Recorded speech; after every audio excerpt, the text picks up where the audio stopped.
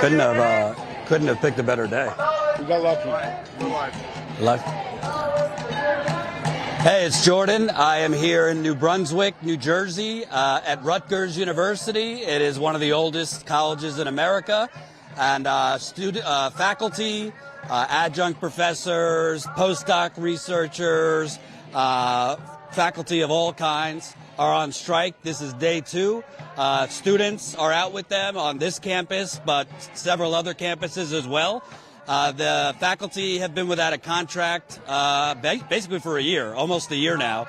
And this college, like many other colleges, you're starting to see strikes among the school's workers because as the sports programs get more lavish spending, as executives get higher salaries, the actual faculty teaching our students in many cases are on food stamps or living in their cars or working multiple jobs. Delighted to start with a journalism professor. We were talking off camera about the journalism industry, so maybe we'll get into that. Hank, so you're an adjunct professor here? I'm an adjunct professor here, yeah. I've been here 10 years teaching journalism. I teach an intro course to journalism. And actually, I graduated from here a long time ago, in 1988. Then I came back after I spent 20-plus years as a working journalist. I came back here, so. And what kind of places did you work as a journalist? Mostly local, the local weeklies in the region. My hometown paper, that kind of thing. Before they gutted them all? Before they gutted them all, they were all shut down, sold, whatever, right? And I've done some other work. I do a lot of freelance still for some national places, the Progressive Magazine and some others. So awesome. And can you kind of talk about when you think academia to the outsider, you don't really think people working 2-3 jobs, sleeping in their car, I've read. What is going on with the disconnect between, seems like, I've been to a Rutgers game or two, really nice stadiums, lavish spending. I've spoken with some others who talk about kind of excess at the bureaucracy level, extra middleman, redundant positions, but you have faculty, adjuncts making not enough to live these days. Yeah, so there are multiple kinds of faculty on campus. I'm an adjunct, which means I get paid right now by the class, each class. And I'm making about $6,300 per class. So really we get paid by the credit. So those are for 3 credit classes. I teach 2 classes a semester. So, I have my master's degree. I have a long career as a journalist. I'm teaching journalism, and I'm making $24,000 here to do that. We also have other categories of instructors, so non-tenure track professors. If they were teaching the same course load as me, they would be making somewhere in the neighborhood of $37,000 to $38,000, which is not a lot, but significantly more, obviously, than what we're making. So that's where one of our key. I don't know if it's on. I don't have the shirt on today. So we're asking for equal pay to bring the adjuncts up to where the non-tenure track people are. So there's been a greater and growing use here at Rutgers and across the country, really, in what are contingent faculty members. So those are people like myself, adjuncts, but it's also non-tenure track people, the people that we want to be treated like. They have limited job security. We have no job security. And grad students who are also contingent. They bounce from grad assistant jobs to being fellows, and when they move into the fellows job, they lose the fellows slot. They lose their health insurance. So Rutgers, University of Michigan, University of California, all of these schools are following a model that's much more like the corporate world than it was when I went to school, for instance. So University of California, 48,000 people went on strike, I think, last year. Yeah, they went on strike last year. That was primarily the graduate students. What's different here is that the entirety of the faculty voted to go out. So this is the first strike, I think, of its kind across the country, in which we have adjuncts, graduate students, postdocs, fellows, counselors, full-time, non-tenured and full-time tenured people, all walking out together. We have a lot of support on this campus from the full-time faculty for the issues that we're facing as adjuncts and that the grad students are facing, which has been gratifying. But what's happened is if you go back 30 or 40 years, you would see that 2/3 to 3/4 of all classes at a university were taught by tenure or tenure-track faculty, people with significant protection and who are making solid money. What's happened in those 30 years is the number has flipped. So at Rutgers, for instance, adjuncts teach about 1 out of every 3 classes. Grads and NTTs teach another third, maybe a little bit more. What's NTT stand for? Non-tenure track, I'm sorry. Whereas the tenure track, the people we think of as the professor, right, when you have, the tweed jackets with the arm patches, that kind of stuff, they're only teaching about 1/4 to 1/3 of the classes at this point. And the university does that because it argues that it needs the flexibility that having people working outside of tenure provides. But what they're really saying is they want to rely on low-wage workers and they want to rely on contingent workers. They want to treat us like gig workers, really. We are functional like gig workers. When there's a need for classes, we get a job. When there's no need for classes, we don't. We're expected to just kind of muddle through, make it on whatever pennies they can throw at us. Would you say it's kind of like the Uberization of education? Yeah, I mean, we use that all the time. We call it the gig academy, and it's really what's happening. So this semester I'm teaching 2 courses here.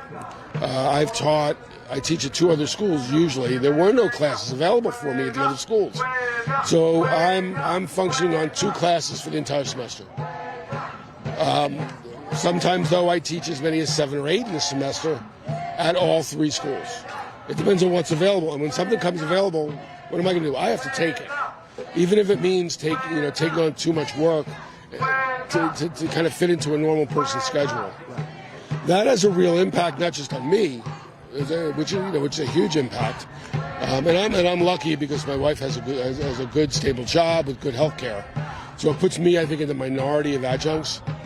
A lot of adjuncts are, as you would say, there are adjuncts working who live in their car, who are on food stamps, who they have to buy into Obamacare. And the ACA was really important when it passed, but it's really expensive. It's supposed to be a last ditch, but we have a lot of people teaching who have no choice but to rely on it. I don't think that was the intent. And also, you're talking about here, $6,300 for a couple months. You have one other position, maybe less. That's only really $9 to $10 grand for half a year. Yeah, so for a semester, let's see, in the spring semester, so it was like 26.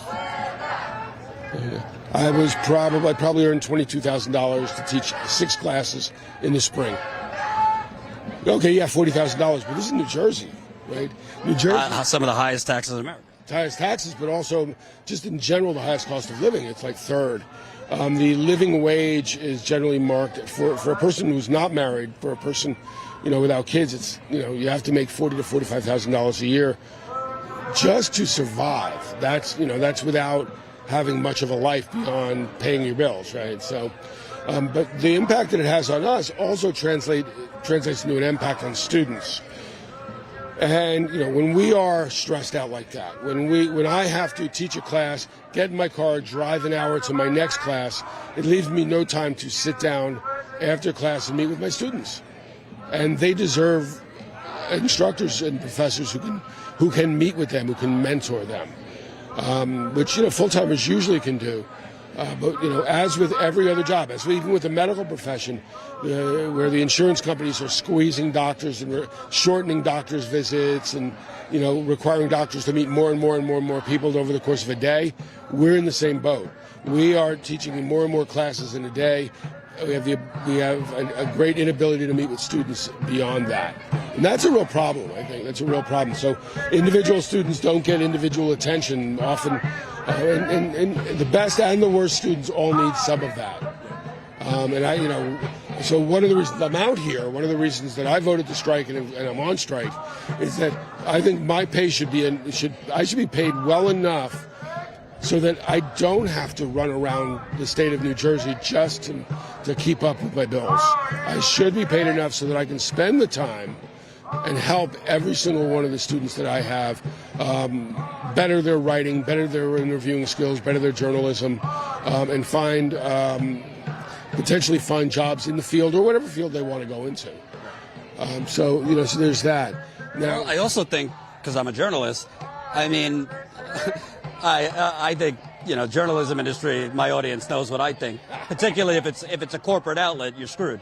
But you got to do more as a journalist now than you ever had to. I mean, so many one-man bands who go out there as the reporter and the cameraman and the producer. So you have to learn so much more as a student, which means you have to teach so much more. But if you don't have time to really even prep, how are you going to teach effectively? Yeah, that's it. We don't necessarily get paid for prep time. So sometimes what will happen is we'll set up our class in August. Some people set it up a little bit earlier. We spend, because we're setting up our website, our Canvas website. We're identifying readings if we're not using a textbook. Maybe we're changing textbooks, and if we're changing textbooks, then we're starting over completely. A lot of us get to work with a basic template of what we already, because we've taught the class, but we still are spending 10, 20 hours, 30 hours before the semester starts, putting all of our Canvas sites together, editing them, copy editing them, checking the links, doing all of that. That takes time. And under the current setup, if the administration says, enrollment dropped a little bit, we're going to cancel your course, you just spend 20, 30 hours setting it up for somebody else maybe to take it, or for no reason at all. Unpaid. So, there are things that we're fighting for in this contract to kind of address that, including long-term security. I shouldn't have to wonder on a semester basis whether I'm going to be here, and my students shouldn't have to worry that I'm not going to be here after they've had a class. Hey, I want to take a class for them again. Or, we had a great relationship while I was here. Let me reach out to him for a letter of recommendation. Well, if they don't know how to get me, then they just lost an opportunity. So there's a lot of that. The other thing we're doing, though, which I think is really revolutionary in terms of the college, these strikes, is that, and you can see we have a lot of student support. We have demands that are tied directly to their lives in this contract fight. One of them is a rent freeze in the city, mostly in the city of New Brunswick. It may also spread into Newark and Camden, where the other campuses are. Rutgers owns a load of property here. It's probably the largest property owner in the city. They own a lot of houses. They own a lot of small apartment buildings. This is beyond the dorms. What we're asking for is a rent freeze on Rutgers properties. That will affect a lot of students who live in them and community members who live in them. But we think it also has the potential, if Rutgers is the largest landowner, freezes their rents, everybody else in town who has rental properties would kind of be forced to be in a position to ask themselves, should I do the same? And it might hold the line on rents in a community that is low income. The median family income in the city of New Brunswick is only like $35,000. So that means half of the people who live in this city make less than that as a household, which is just insane. We're seeing so much of that with universities kind of taking over cities, pushing folks out. Yeah, gentrifying those communities and driving out the people who live there. Often the people who work in the back, like in the restaurant industry, you call it the back of the kitchen, right? This is like the back of the house. Here would be the people who are cleaning the buildings and working on the dining, in the dining rooms, maybe driving the buses. People who make the small things happen that happen outside of that happen, I guess it's in full view, but without us even realizing it. And so we want the rent demands are for them and for students. And this is also a city with a large Hispanic population, a large undocumented population. So they're often at exploited on a number of fronts. So we think a rent freeze will help with that. There's also a community fund that we're talking about so that people who are in distress in the community can turn to Rutgers with participation of the unions to, help them through hard times. And the third thing is we're asking for an end to this. Rutgers has a system of fines and fees that if students don't pay, so if they take in a library book and they lose it or it's late, sometimes what happens is a student will have a library book and get lost in their dorm. They'll have it the whole year. Then they'll finally turn it in, and unbeknownst to them, there may be a fine on their record. Rutgers will often prevent you from registering for class.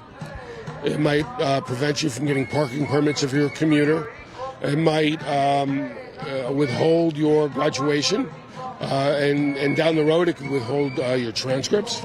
If you want to transfer, they would withhold your transcripts. Sounds like a healthcare loan shark to me. It's like a loan shark, right? So these things earn interest, and at the end of the day, if the money doesn't come in, they sell that to debt collectors. And this is really predatory. And students, it really puts lower income students in particular in a real bind in terms of what are they going to do? Are they going to pay tuition, or are they going to pay their fees? Are they going to pay for that book, that lonely book? Right, or they, how are they? So we want debt forgiveness and an end to those practices. So, not just Rutgers, but you look at so many colleges. I mean, the fat at the top. I mean, America, period. But I mean, I was talking to somebody else who was referring to kind of extra middleman management, the bureaucracy at the top of these universities, a lot of duplicative positions, a lot of positions you don't even know what the hell people do. Obviously, the sports stadiums, the money that goes into... I'm not saying, the sports isn't important. It does bring in a lot of resources and interest to schools, but there's got to be a more just distribution. It's all about priorities, right? So, the administration right now says they don't have the money, and they say that,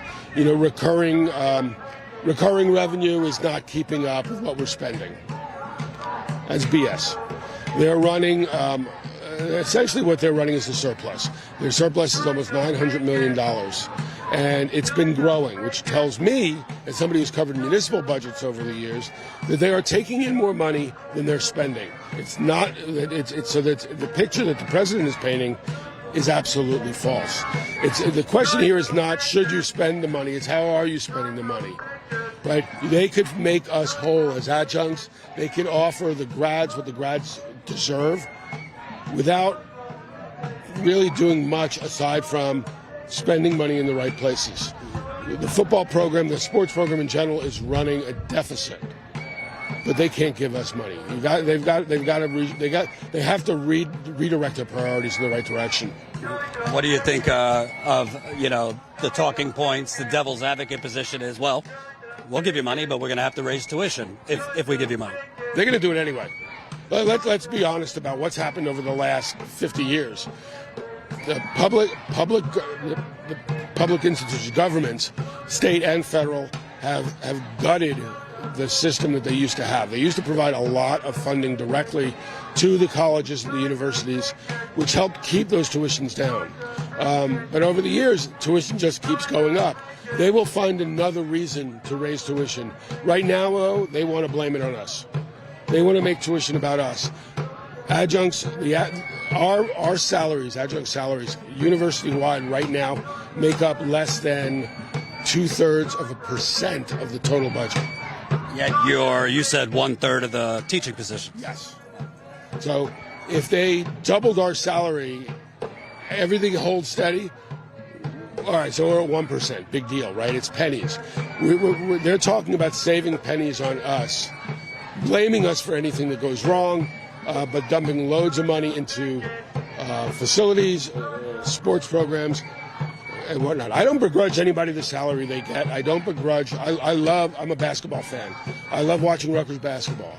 I'm glad that we have the coach that we have. He's a good coach. But at a time when they're preaching austerity, at a time when they're saying to adjuncts, tough luck, and the grad workers, you're not really workers. For them to tell us at the same time that they can turn around and give him an increase in a longer-term contract, it's an insult. And from what I've read, the president of the university doesn't seem so fond of the unions or any of the organizing. He actually said it's disrespectful what's going on to the students. Disrespectful. He misleadingly called it illegal. Our strike is legal. He can go to court if he wants, and he can ask the court to put a stop to it, and then the court can decide whether that's the case. There's no statute on the books. There's nothing in the state constitution that prevents us from doing what we're doing. A court can come in and stop it if they want. We can then there's a whole process that we would go through. He's not acting like a man whose background is as a scholar of the civil rights movement and of protest. He is somebody, the labor movement within the civil rights. These are the things he's written about in his life. These are the things he's studied. That's why there was, I don't know if you have seen this yet. There's a letter that went out signed by 150 African American and scholars of African American and American history, telling Holloway to back away from his threat of an injunction, that it violates all of the things that he has studied and what the civil rights movement means, what it has provided, and what the labor movement has provided. So he's standing out there, I think, on his own. I think he had an opportunity to do really great things here. He came in after a truly awful president who was aggressively anti-union and seemed to be aggressively anti-student, for that matter. Holloway came in with a lot of promise. He's talking about a beloved community. He wants to create a beloved community here. Well, he has an opportunity during this strike and with our contracts to truly create something like that. But you can't have a beloved community if you treat your workers like crap. And why do you think it is? Because you said this strike in particular is kind of unprecedented because you have the adjuncts, you have the grad workers, postdoc researchers. Why do you think all of them came together? Because a lot of times, one or the other will not necessarily interfere, but not go on strike themselves. Some of the people, some of my friends in the union, in the full-time union, they point to COVID as a coalescing moment here. There were layoffs of adjuncts here. During COVID, they laid off a large number of them. It was, at the worst time. They laid off about 5% of the administrative workforce. And, not like the vice president, but, the directors of smaller programs and the counselors and stuff. They required some people to be here. They failed to provide PPEs. And I think it got everybody angry and everybody focused on the same thing, that there is a lack of caring. That started before, the COVID hit just as Holloway took over the presidency. So he can't be blamed for all of what happened during the COVID time, but it's on his watch now, what's going on. So I wasn't active at that point. I can't say for sure, but that's what we've been hearing. That's what people have been talking about. COVID, a bad last contract for adjuncts, and just we're getting fed up. And then we were heartened by what's happening elsewhere, by the labor movement in higher ed and other schools. They've been inspiring. Watching the new school walk out, watching the University of California, watching the threat that NYU made, which won them a contract, made us realize that if we band together, we come together as a unified whole, we can win this thing, and we will win this thing. The most gratifying thing for me the last 2 days is to look around at all these signs being carried and how many of them are students. That's what I was going to ask, because, listen, not that I'm old, I'm a millennial, but, most of these people are on TikTok and in their own world. Why do you think the students are so passionate about they're propping up the faculty and their teachers and not necessarily directly themselves? Well, we're a face. We're like a human being to them, So each of these people have 4 or 5 professors that they're dealing with on a daily basis right now. And, and they see us as human beings, because we are. I think of this like when UPS went on strike a few years ago, they had public support. Why? Because the UPS man would make the deliveries to your store, right? Or he'd show up at your house. It was a face, a real person to you. And I think the public gets that. They want the people that they know to be treated well. And as soon as we tell them what we're paid, because they all want to make a lot of money when they get out of school, right? As soon as we tell them what we're paid as adjuncts, they go, what? That can't be. Really? And then, especially when you put it in the context of how much they pay per credit for their classes, each of them is paying $3,000, $4,000, $5,000 of credit to take my class. So each of them is paying more than my salary. Well, one of them I interviewed before we went live. He said, "Where the hell is all the money going?" Yeah. Then that's a good question, right? And that's the question that we keep asking. You know, if you're paying that much money in, where's it going? They're building a surplus. They're growing the size of the endowment, and responsible budgeting would require them to have a stable surplus and a good endowment. But they're both growing, and they're growing, which allows them then to invest. And I think a lot of this, it brings it all the way back. This is about a corporate model for education, and turning a place like Rutgers into a mini corporation that can generate money for bondholders, Wall Street, etc. You know, when they go to build a building, they go out on the market, they sell bonds, they borrow money. Those guys get money, they get rich. They also take their money and they invest it, because what are they going to do with it? And they make money on it. There's a corporate. It's kind of de facto privatization of education. You could call it a public school. Sure, it's cheaper if you live in state than going private, but the way they're running it. Yeah, well, you think about, and that's a good point, right? This is a public institution of higher learning. I don't have the numbers, so I heard someone say earlier today about only about 25% of the money that comes in, and I may be being generous, comes in from public funding. The rest of it comes in from students. It comes in from research grants. Professors like the sciences are put in the position of having to go out and garner grants so that they can do their research. So they're fundraisers and scientists. And if they can't get the grants, their research assistants don't have jobs. So it's a system that is, the idea is that they would be self-sustaining, but what it does is it creates a lot of precarity across the institution. And this is supposed to be a public institution of higher learning. Students should be able to come to college not just to train for a career. When I came to college, I was an English major, and my goal was to experience as many different kinds of classes as I could, to learn as much as I could about a lot of different things.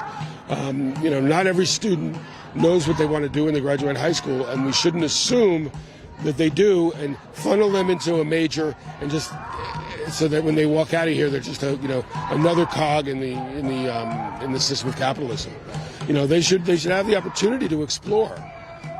If you're 20 years old, you shouldn't have to make a decision on what you're going to do when you're 80, or what you're going to do for the next 40, 50 years.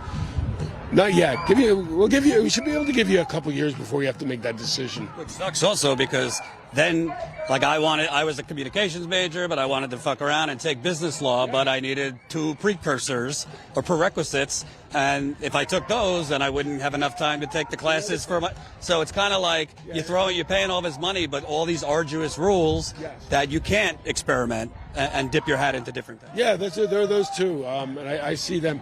My class is it's part of the larger curriculum, so students can take my journalism class as a third writing class, which is required here. So I see a lot of students come in, and but they're not used to going outside of their major, and that they struggle with that. The way that I'm asking them to write is different than what they've done before. I'm asking them to look at things in a different way than they've looked at it before, because it's journalism. So I'm glad that we serve everybody, but I wish that was kind of applied across the board. There are science students over on Bush campus who probably never leave Bush campus, who take only the very bare minimum requirements outside of science and then take science classes. Now, stuff like that may be good, maybe not, but it should be easier for them to dip their toe in the pool of other things. The other thing that is hard is that a lot of these students are making decisions on their career based upon the amount of money they're paying to go to school. So you were a communications major, I was an English major. You know, that if I went to college now, you know, I can't imagine being an English major. A lot of you'd have parents and friends saying, "How are you going to make a living? You know, what are you going to do with your student debt?" You know, and that the reason there's so much student debt is there's no public funding for colleges, and the universities keep raising tuition. You know, it's everything is tied together. Now, journalism professor. A lot of my audience watches it because they're sick of the, you know, mainstream corporate media, because the mainstream corporate media covers the same two things on a loop. Trump's empty podiums, you know, kind of conflict, sensationalism. Meanwhile, it's almost a decade. Flint doesn't have clean water. We've been covering East Palestine. Yes. They covered it for a week. Then they moved on. Once the images stopped changing, they stopped paying attention. You kind of talk about teaching journalism in an age where your students, their choice is local media that's being bought up by hedge funds and then cut, or kind of going the mainstream media. I can answer that. We're about to head over to a different spot. So, yeah. So what's happening is that, again, there was a time when all these local daily papers were owned by families who sought stable profit margins. And there were many papers, but they were also monopolies in those communities in many cases. You know, the big cities, Philly, New York, had multiple papers. But a lot of these places had single papers. And they had a monopoly on all information. And that allowed them to charge advertising and to kind of be the place where everybody had to go. A lot of things started happening at the same time. Even before the internet, we saw a constriction in readership. So New York went from 7 papers to 3 papers. You know, other towns went from 3 to 1. So that masked the loss in readership overall. Those readerships continued to fall. Those papers started to fall apart. Television comes in and steals part of the audience, breaks up the monopoly in information and advertising. Direct mail comes in and does the same thing. The internet comes in and further fractures it. So there's all these pressures going on. But everybody then started chasing eyeballs. And if you're chasing eyeballs, you're looking for sensationalism. If you're looking for sensationalism, you're not going to cover the budget at City Hall. You're not going to cover the Flint water crisis, except for the initial shock, or the East Palestine derailment, except for that initial couple of days. And you're going to leave that to alternate outlets, which thankfully we have. There are still some good news outlets out there and some news organizations that do good work, or at least do good work part of the time. But you know, the news consumer has to do a lot more work on their own to find the information that they need. Really. I'm going to contact you again. I don't want you to miss the rally, but I have your card. Yeah, absolutely. Hank, last name? Kallet, K-A-L-E-T. Thank you. Appreciate it. That was great. Yeah, let's follow them, I guess. You want me to? Can I just get a portrait? Yeah. Can I just get So we're going to follow them. I think some workers are going to be speaking. They've kind of been marching around the whole university. There's 3 campuses that are on strike. This is day 2. So right now we're outside Scott Hall. Yeah, let's follow. Full disclosure, my wife and her family went to Rutgers, so I guess this is kind of cool for them that I'm here. But yeah, I mean, Rutgers, University of California last year had a massive strike. 48,000 workers went on strike from the college. But you're seeing, I did some interviews before I went live, and the students were kind of, you know, where is all the money going? There's a ton of excess positions at the top, you know, executive positions, middle manager positions, bureaucracy. They don't even know what half of the executives do. This college and many other colleges, the amount of money they're putting into sports, football predominantly, but even basketball, paying millions to coaches, when you would think universities are kind of about education. One interview was particularly good.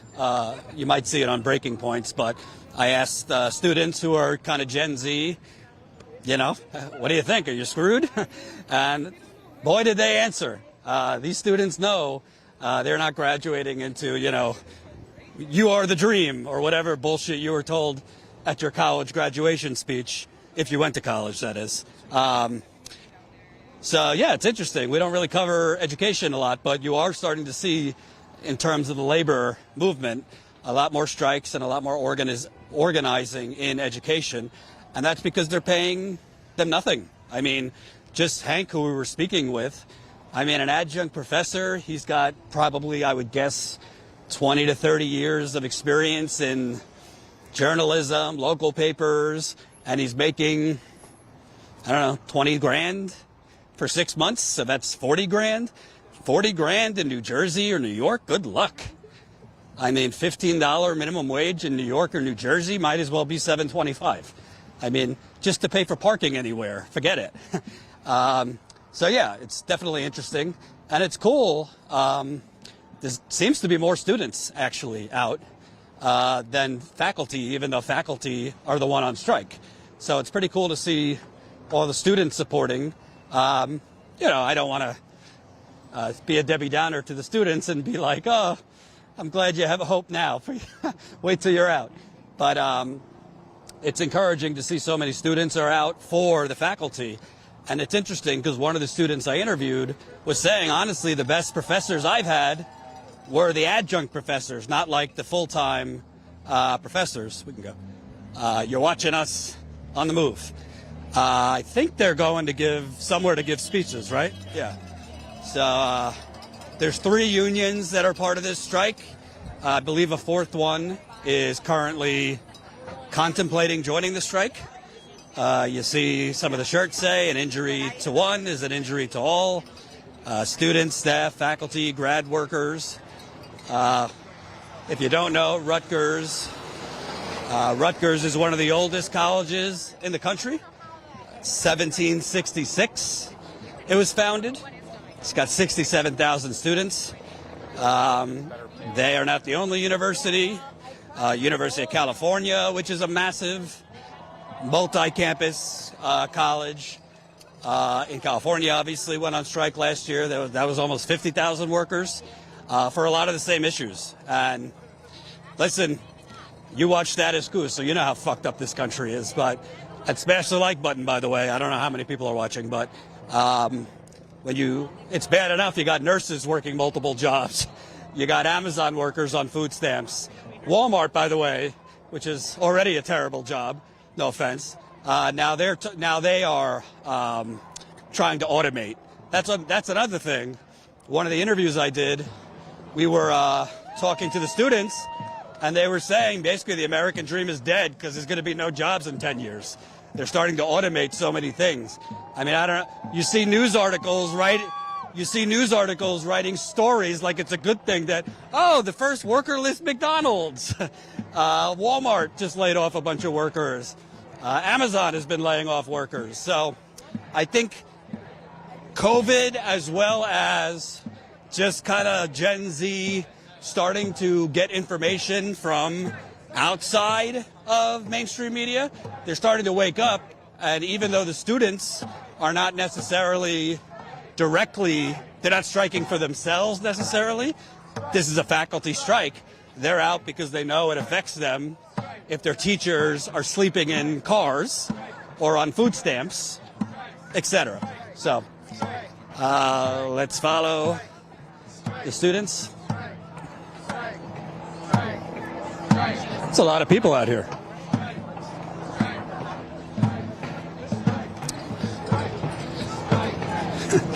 And I'm definitely getting a ticket wherever I parked.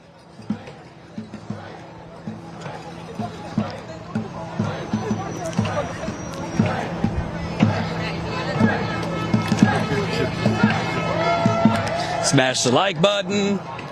Share this live stream.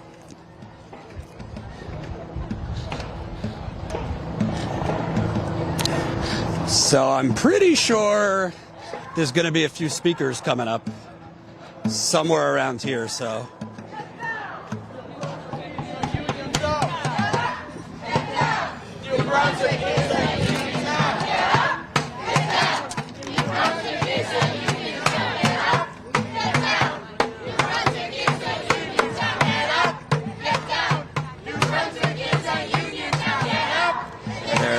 yelling, "Get up, get down." New Brunswick is a union town. I think there's only 3 weeks left. Also, 3 weeks left in the spring semester.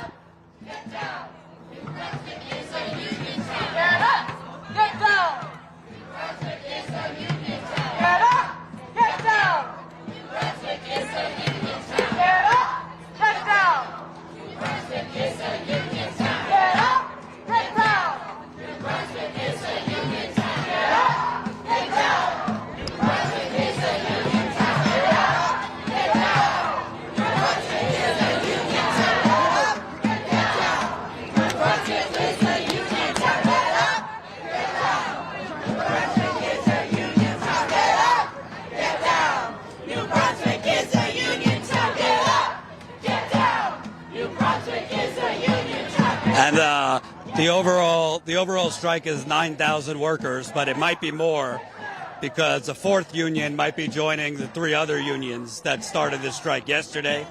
It's the first strike in Rutgers history. Ditch class, picket, student strike. Students support faculty. I heart our unions, so Rutgers unions. You see a baby here. Multiple babies.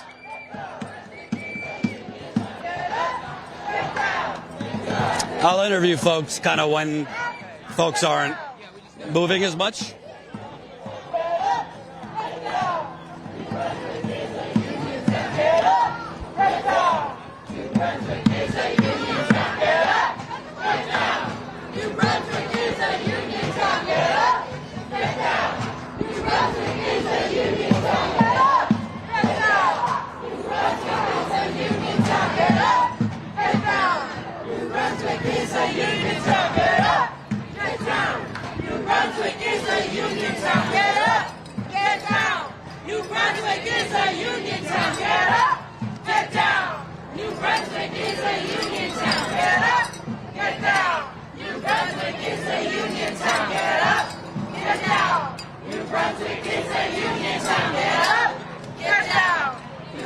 And they were also saying that the people who live in New Brunswick, on average, are making about $28,000 to $30,000, which is obviously pretty terrible. And you see that in a lot of places where the colleges have taken over communities, pushing out a lot of the people who previously lived there, gentrification and all that. New Brunswick is a union town. Get up, get down. New Brunswick is a union town. Get up, get down. New Brunswick is a union town. Get up, get down. New Brunswick is a union town. Get up, get down. New Brunswick is a union town. Get up, get down. New Brunswick is a union town. Get up, get down. New Brunswick is a union town. Get up. Yes, so follow them. New Brunswick is a union town. Get up, get down. New Brunswick is Want to talk? Get up, get down. Anybody want to talk? Sure? Okay. Want to talk? It's always odd to me when students don't want to talk. Let's see. Brunswick is a union town. Get up, get down. New Brunswick is a union town. Guys want to talk? Get down. Tell me, so many people out here, why do you think there's so many students out particularly supporting? Because it's about time that we all came together to fight against the issues in higher ed. It's not just Rutgers. It's a national problem, and I think everyone wants to come together to make a radical change. You know, I was talking to some students before who were saying, where the hell is all the money going that we're paying? They see it going to sports and, you know, all the executives, not really feeling like there's an equal distribution to the grad workers, postdoc, adjuncts. Can you kind of talk about that? Yeah, so I teach, so I don't know. I know that I'm not getting it, but I don't know where it's going, you know? I mean, probably the admin salaries. I don't know if I'm going to get in trouble for saying that. You're on strike. How much trouble can you go? Right, but I mean, I don't know. I think the funds are there, and I think, like I said, I love Rutgers, and that's like why I'm here, and I'm passionate about making a change, because I just think it's a wonderful community, and hopefully everyone will walk away happy from it. What do you teach? I teach creative writing. I was just talking to a journalism professor who said how difficult it is right now to teach, because he's running around from this job to another one an hour and away with basically he doesn't know semester to semester if he's even going to have the job. Right. Yeah, I'm fortunate to, have a full-time job, and I teach at night, but, it's a lot of work to do both. So, we are putting in the hours. I work every weekend. I work every night. I try and show up for my students. And I do think, especially for people who are part-time at multiple schools, it's not a sustainable long-term option. And you want to bring professors who care about the students. So I think that, treating them fairly is the right thing to do. And also, this is New Jersey, New York. I mean, some of the most expensive places to live, yet people are living in their cars, on food stamps. You don't really think about that when you think academia, that people will be forced into that. Right, exactly. And it's, everyone that does it is because we love it, and we love the students, and we want to come to work. So it's, you don't want to make people choose between showing up for kids in higher ed and having to get a different job to live, And last question for your students. I mean, Gen Z is kind of right now a little screwed, I would say. They're graduating with suffocating debt. Automation is taking away jobs. Can you kind of talk about the broader economic trends? Because it's not just academia. That's kind of the haves and the have-nots right now. Yeah, I always just try and tell my students that there's always a way. It's unfortunate, and I think this demonstrates what radical change can do. The fact that all these people got together to make a difference. So no matter what time in history we're living in, I think there's always going to be challenges. So I think supporting the community, figuring out a way to make things happen. I have not downloaded ChatGB. That's what it's called. I'm scared of all of that, and I'm just trying to. You mean you're not on TikTok? I'm not on TikTok. I'm not. So. What's your name? Lindsay. Thanks, Lindsay. Appreciate it. So we had a journalism professor, a creative writing professor. It's kind of crazy. I mean, between Amazon workers I've met that are working 3 jobs, Starbucks workers I've met that are working 2-3 jobs. Then if they try to organize, their hours are being cut. Benefits are not being offered to them, but are being offered to non-union workers. The president of this university is not happy about this, has come out calling the faculty and the people striking, again, 9,000 faculty workers, adjunct professors, postdoc researchers, disrespectful, and that they are hurting students. You hear that a lot when when teachers go on strike. If you remember years ago in West Virginia, it's all the talking points and propaganda about, we got Cook Douglas is still on the way. Still on the way. You hear a lot of propaganda about, you're disrespecting the students and this and that. Well, it's kind of disrespecting the students if their workers cannot live and they're on food stamps. You want to talk? I used to be. Yeah. What's your name? I watched you a little bit growing up. Steven. Oh, yeah. Growing up. You're making me feel old. Yeah. You a student here? Yeah, I'm a graduate student in the Italian department. I'm a PhD student. I taught for the last 2 years. This year I'm on fellowship. But we're all out here in solidarity. Yeah, so I've been reading a lot that, postdocs, fellowship folks are also being squeezed because sometimes you're in one position, then they move you to a next or cut you altogether. Yeah. Talk about your experience. Yeah, well, honestly, I've been kind of lucky myself because, I'm from the United States. I'm most worried for my international student friends who are worried about retaliation, getting their visas revoked, people losing health care, and all of the above. But generally, we're in angst. the most extreme case I know, I have a colleague who's teaching 8 courses just to make ends meet. 8 courses? 8 courses at different institutions all around. And yeah, we've just had enough. The unions existed for over 100 years. We haven't striked yet. This is supposed to be the biggest public sector strike in New Jersey history, and it's about time. Like, emotions are high, but we're hopeful that we can get what we want. You know, the basketball team spent $450,000 on Uber Eats last year, and we were in a surplus. 400,000 on Uber Eats? 50,000 on Uber Eats just for the football team, and we don't even win. What the fuck are they eating? I don't fucking know. Not enough because we keep losing. Yeah, but I mean, listen, people like sports, this and that, but you gotta distribute the funds a little bit more equitably. Yeah. The coaches are making millions of dollars. Oh, you're talking about Uber, the stadium. I've been here. It's very nice, but when you have teachers that are living in their cars or on food stamps, I mean, that's insane. You don't really think about that when you think about academia, you know? yeah, no, you don't. You don't at all. You know, students see professors as their professors. They don't understand the precarious situation that many of us are in. And unfortunately, the administration doesn't see us the same way that students do. So we're feeling like there's just not a balance of respect, you know. Our employers don't respect us enough, and we just wish the same regard the students had for us that the administration would have for us as well.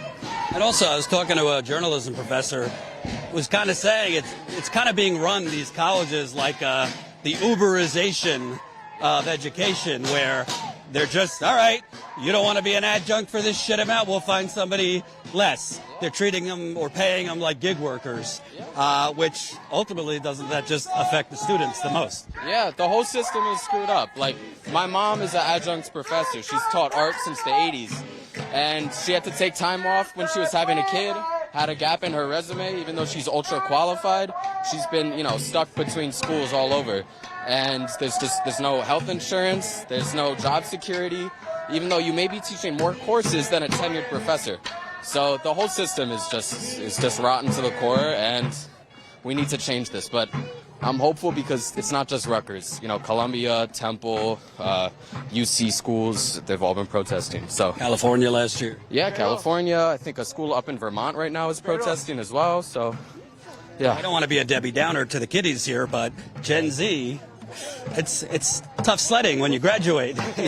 You said you're fucked. I mean, the president, all these politicians and media say how the economy's doing great, historic recovery. I don't know for who. I go around the country, it's like an economic Hunger Games. Wall Street's buying up housing and then jacking up the rates. Northern New Jersey actually is some of the most expensive rental markets in the country. Automation. I mean, really, I'm a millennial, and we've had it very tough. But Gen Z, in particular, you're kind of going into this zombie economy.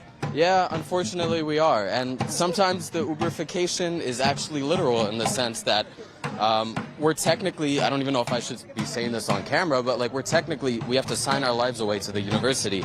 We can't work at any other places if it's more than a certain amount of hours every week. But I've had to do Uber just to make ends meet, to make rent sometimes because, you're a postdoc fellow? I'm a graduate student in my third year of a PhD. So I taught my first 2 years, started during the pandemic, which was nuts. I'm 24 years old. And now I'm on fellowship. Yeah, this year. I'm driving. Well, not anymore, but I was for a little while, yeah. And, translation work on the side. Everybody that I know, unless... You're a hustler. Hustling. You gotta be a hustler. Yeah, you gotta be a hustler. We got people teaching 8 courses. We have single mothers who are trying to raise their children. And you're teaching Italian? I taught Italian my first 2 years. This year I'm doing research. I'm on fellowship. But in the summer I'll be teaching, and then again next year. Meanwhile, in Italy, they go home for lunch for an hour or two. They work, half the time. There's a little dignity, health care. What's going on here? Yeah, well, northeastern Italy in particular, in the Emilia-Romagna region around Bologna, they have a long history of having syndicated workplaces where employers and employees come to a democratic agreement on wages and the work week. And, Italy has a culture of, I know this is a bad word in America, but of little communist comuni, they call them municipalities. And, even though they're kind of centrist right now, and you've got someone from, the World Bank or the European Commission who's in there, Draghi, they have that, it's a part of the dialogue, I guess. And we're just trying to fight for, basic things like Medicare for all, basic things like a living wage. And in other countries, they're normal, but here it's seen as extreme, and it's ridiculous. Are you encouraged overall, whether it's colleges, Amazon workers, Starbucks workers, Apple all across unions? I mean, you look at the chart, as the wealth is concentrated to the top, unions have been decimated. It's connected. Yeah. Are you hopeful that you see this kind of resurgence in a way, not to what it was in the 50s and 60s, but at least better than it's been over the last 10, 20 years, and people organizing for unions, going on strike, mutual aid, etc.? Yeah, Bernie Sanders tweeted in support of us, and it's not just striking in academia. You're absolutely right. It's been in many different sectors. But some of them have been met with a lot of suppression, others have not. And, I might be a little young and naive to say that I'm optimistic, but, how else can you get through the day without having hope? So, antidepressants and whiskey do it for me. I had a little Jaeger last night, I'm not going to lie. Yeah. But, yeah, man, I'm hoping for the best. Yeah. What's your name again? Stephen Jacobs. Thanks, man. Yeah, appreciate it. Absolutely. You too. Watch Status Coup. Status Coup. Yeah, you got to watch it. So, yeah. You're hearing a lot of the similar things from the older workers who are basically saying, yeah, it sucks, but my students are kind of screwed. And youngers, he's a fellow, but he's 24, kind of saying we're screwed, which is sad because you don't really want to interview people and be like, hey, how's the knife feel? You're screwed, but you also want to be honest. But it's nice because when I went to school, which I graduated in 2008, there was none of this. I mean, I went to school in Florida, so more right wing. We were more focused on the beach and booze, but there was not a lot of organizing going on in the 2000s. This was kind of pre-Occupy Wall Street, pre the financial crash. I graduated in the year of the financial crash. It was just, you go to school and fuck around and have fun. But it's good to see, particularly the students are out here for the faculty, because they're understanding that it's all connected. I haven't gone through Rutgers' budget and the allocations line by line, but at most of these colleges, there is excessive salaries at the top. I mean, $400,000 for the football team on Uber Eats. Listen, I like Uber Eats, but that is absurd. Can you think about how much money, $400,000, when you distribute it to these professors and adjunct professors? And I think college athletes should be paid, by the way, but that's a separate story. But it's just crazy. It's just crazy. What are your thoughts on what you're seeing? The kids are all right. Yeah, no, it's nice to see them all organizing and standing up for, what's right, and for their teachers and the other staff. But yeah, like you were saying before, I wish we had this when we were younger. A little more organizing, and our focus was a little different back then.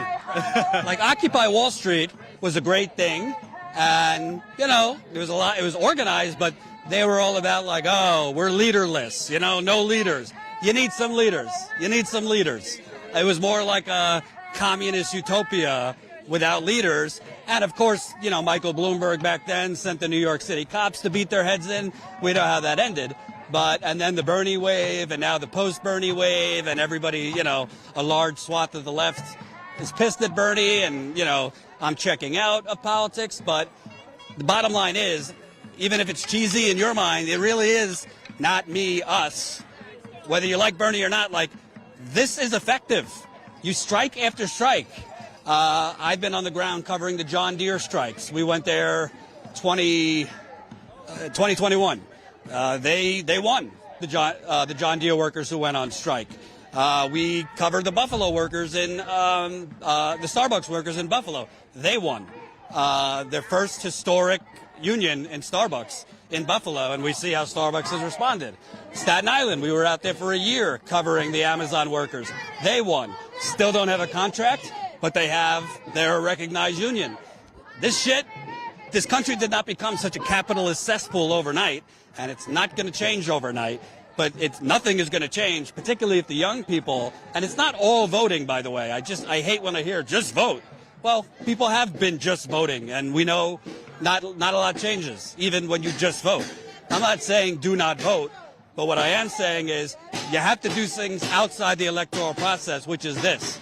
Because at the end of the day, if you affect their profits by even a little bit, if you affect their ability to buy back stock, even a little bit, if you affect their dividends, when I say they, I'm talking about all of it, Wall Street, fossil fuels, big pharma, the real estate industry, Silicon Valley.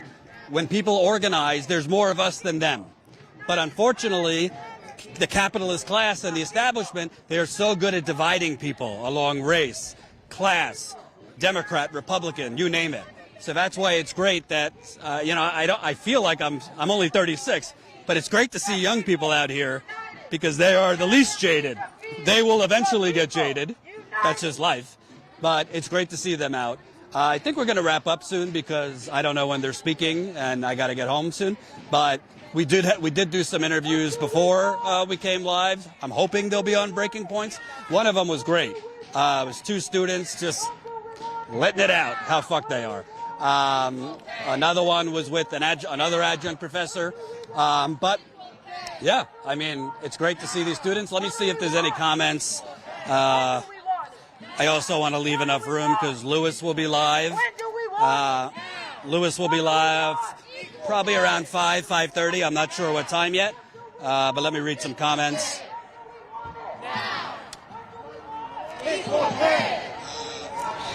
Football owners get all the profits, then tell locals to build a new stadium. Ain't that the truth? By the way, in New York, are they speaking now? Another big march. All right, let's go. We'll stay live a little bit. Let's see what the people are saying. This country was... By the way, I don't know if anyone's left super chat, but feel free. Actual on-the-ground reporting costs money, you know. So please support us, statuscoup.com/join. Sign up as a member if you can. I like that I'm wearing a black shirt because it covers up my gut. So that's good. I've learned coding, never helped me in my life to get a job. I don't know if that's Colin or Zaina. Yeah, learn how to code. I love how they tell all 65-year-olds learn how to code. Or, yeah, that's cool. Okay. Yeah, so, wow, look at this. Look how many people. So it looks like there are multiple marches now kind of connecting into one location. So John's getting in a position to show you that. Smash the like button if you haven't yet. Capitalism is bad, but system we have, you must be a better capitalist here not to be destroyed. I disagree. I say destroy capitalism. By the way, we have just as much of a socialistic system than a capitalist system. The only problem is the socialist part of our system is redistributing money to wealthy corporate fucks. Excuse my French. So here we have a sign, equal work, equal pay. We have a sign, we deserve more than scraping by. We are on strike for a better Rutgers. Thanks for the super chat. JG, $5. Love this. We should always support the truth. Absolutely. Absolutely. We see dogs. We see babies, young people. It's a beautiful thing. It's a beautiful thing. Hey there. What's your name? Alexa, I was messaging you. What was it? Joe Marchica put me in contact with you? Oh, yeah. Woo. There it goes. I remember. Yeah, I saw your shirt. I was like, ah. Tell me, it's great to see so many young people out here, students, supporting faculty. Tell me about kind of the vibe here and what you think basically about this discrepancy. So much money at the top for these executives at this college versus adjuncts, lower level professors on food stamps, working multiple jobs, etc. Yeah, well, also, there's students also on and off food stamps as well. I think overall the students are in support. There's overall the sentiment is in support of the professors, the educators, everyone that's on strike. This is a learning opportunity for students. We're not really used to unions on campus or in any workplaces, so it's really invigorating, it's really inspiring. I think the students are amped and ready to defend the unions. I was talking to some students before, basically about This is the first strike at Rutgers. A lot of students aren't familiar with unions, so it's kind of their first introduction to organizing and unions. That's a positive thing because the only way to get us out of this hellscape is going to be young people. I'm sorry. I said that's a positive thing because the only way to get out of this hellscape, I think, is going to be Gen Z, millennials kind of leading the way, particularly among organizing. Yeah, I definitely agree. This is a huge learning curve. I think, there's like, people want to ask, like, what's the difference between a rally, a strike, a picket line? People participating, I think that's the best way to learn. Union, that means that's putting the workers in power to the people. Grassroots level. Yeah, I think it's really inspiring. What's your name again? I'm sorry? What's your name again? Oh, Alexa Harris. Thank you. Appreciate it. Yeah, trying not to get crushed there. But yeah, they're walking around the entire campus. Very nice campus, by the way. New Jersey has some nice. Princeton is here too for you. Higher intellectuals. But yeah, I think here on this campus, they have strikes going on in Newark. The other campus, there's got to be a few thousand people between all of them that are on strike. This is day 2. For a little bit of the political background, Governor Murphy of New Jersey, he demanded that some of the university executives, I believe the president, come down to the state capitol in Trenton. So they came down there last night. I believe they were negotiating all the way into the night. Murphy, in terms of governors, is one of the more progressive governors in the country. Not as far as I would like, but definitely more progressive than, certainly more progressive than Kathy Hochul in New York. But Murphy is definitely getting involved in trying to bridge this because Rutgers is the biggest college in New Jersey, definitely one of the bigger employers in New Jersey. So a long strike is not good for anyone. I guess it's good that it's at kind of the end of the spring semester. That's better than being in the beginning of the school year. But the governor's involved, and the president of the university did go down there. I don't know if the president did, but I know other bigwigs from the college went down to negotiate with Governor Murphy and his people. We should also say the president pushed some of the propaganda that other university heads had pushed, calling the faculty that are on strike disrespectful. You're disrespecting the students, blah, blah, blah, blah, blah. I don't think it's disrespectful at all. I think it's actually encouraging, and it's being a role model to the students. The faculty are being good role models to the students to not just sit there like the rest of us have for the last 40 years and take it. To get out there and organize, to stick up for yourself. Look what's going on in France. They tried to raise the retirement age by 2 years. They're storming BlackRock in France like it's the Bastille. I stole that one from my wife. She gave me that one. So it's good to see people organizing. I don't want to bullshit you. This country's still fucked. We still live in a new Gilded Age. However, it's good to see people out. I was kind of expecting when I came here today, 50 to 100 people. This is a lot more than I was expecting. Yeah, we might have to come back depending on how long this goes. So,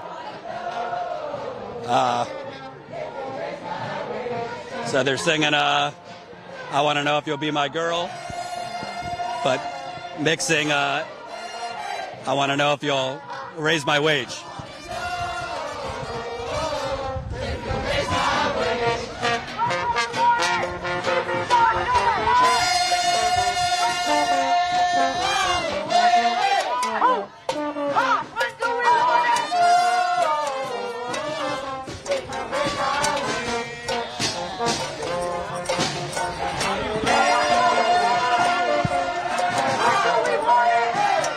What do we want?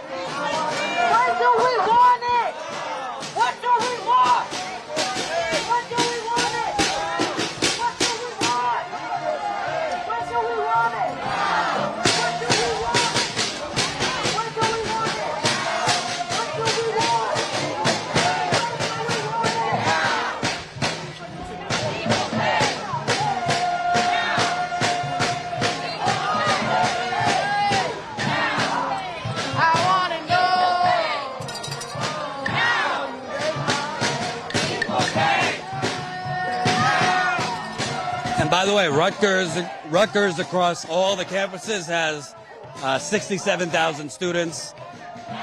It's not, I mean, if you live in New Jersey, it's a cheaper tuition, but it's still expensive. You're looking between 20 to 30 grand. Out of state, more than that. Part of their demands, the faculty demands, are to stop hitting students with all these fees and fines that one of the people we spoke with talked about prevents them from registering for classes if you have fines or fees or late fees. Prevents you possibly from graduating too. So it's gratifying also because a lot of people look at me like they know Status Coup, so that's a positive. We've been trying to grow in the TikTok demo. So if you're a young person watching, subscribe to this channel. Please support us. We're going to wrap up because I got to get home to being the daddy thing. But please support the channel, StatusCoup.com/join. We try to cover as much as we can. Obviously, we've been covering East Palestine a lot. I believe I'm going to be going to Flint at the end of this month. It is still a catastrophe in Flint. As far as I know, we're the only ones still covering it 9 years later. I want to go to Kalamazoo also. Kalamazoo has a air poisoning disaster that's been going on for over a decade. They're pumping toxic gas into the black part of Kalamazoo, and now the toxic gas is spreading to the white part. So go figure, the white people care now that it's affecting them.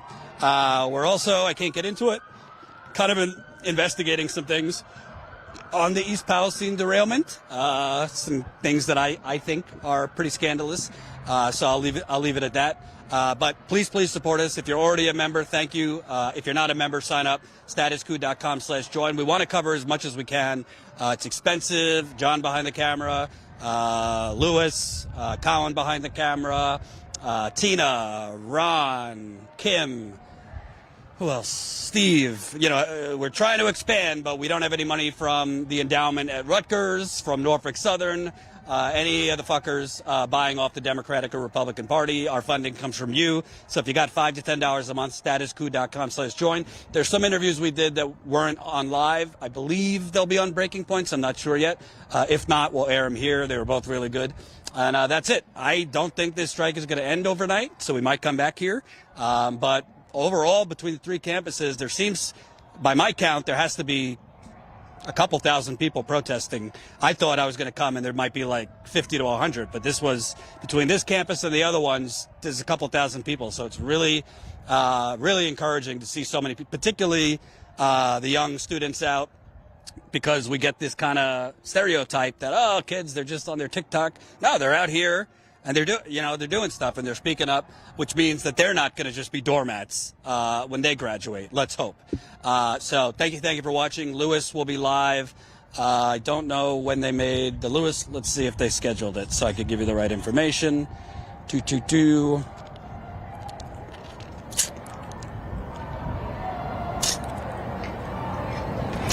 Yeah, so Lewis will be live at 5 o'clock. Yeah, so we're ending at a good time. If you don't know, 40,000 pounds, 40,000 pounds of toxic soil spilled yesterday in East Palestine. They say only 20,000 fell off the truck. I don't really know how they estimate that, but they say 20,000 pounds of toxic contaminated soil from East Palestine. A 74-year-old driver crashed. Not to be an ageist, but I don't think a 74-year-old should be driving 40,000 pounds of toxic soil. I shouldn't at 36 and how tired I am. So Lewis will be covering that and some other developments in East Palestine. So come back at 5 o'clock. Thank you for watching, and we'll see you at 5 o'clock.